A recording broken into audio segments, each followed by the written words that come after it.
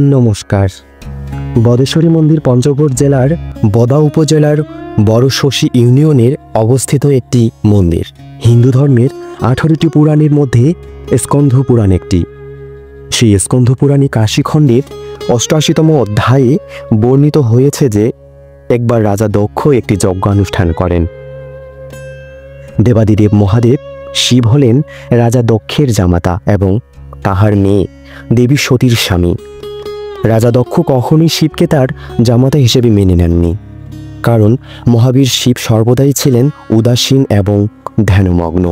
উক্ত যজ্ঞানুষ্ঠানে সকল মুনিঋষিগণ এবং অন্যান্য দেবতাগণ নিমন্ত্রিত থাকলেও রাজা দক্ষ তার মেয়ে দেবী সতী ও ভোলানাথ শিবকে নিমন্ত্রণ করেননি। দেবী সতী এই কষ্ট সহ্য করতে না পেরে তার পিতার শিবহীন যজ্ঞে নিজের প্রাণ ত্যাগ করেন। শিব তার সহধর্মিণী সতীর মৃত্যুতে উন্মাদ হন এবং দেবী সতীর মৃতদেহ কাঁধে নিয়ে পৃথিবীর সর্বস্তরে উন্মাদের ন্যায় ঘুরতে থাকেন এবং পৃথিবীতে প্রলয় নেমে আসে। সেই মুহূর্তে সকল দেবতার আকুল আবেদনে ভগবান বিষ্ণুর সুদর্শন চক্র দিয়ে দেবী সতীর মৃতদেহটি 51টি খণ্ডে বিভক্ত হয়। এই 51টি খণ্ডের মধ্যে বাংলাদেশে পড়ে 7টি, আর এরই একটি অংশ পড়ে পঞ্চগড়ের বদেশ্বরী মন্দিরে। মহামায়ার খণ্ডিত অংশ যে স্থানে পড়েছে সে স্থানেই পীঠস্থানে রূপান্তরিত হয়েছে।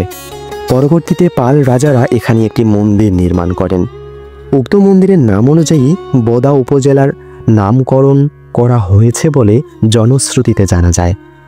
করতোয়া নদীর তীর ঘেঁষে এই মন্দিরটি এখনও প্রত্নতান্ত্রিক ঐতিহ্যের নিদর্শন বহন করে আসছে। ধন্যবাদ।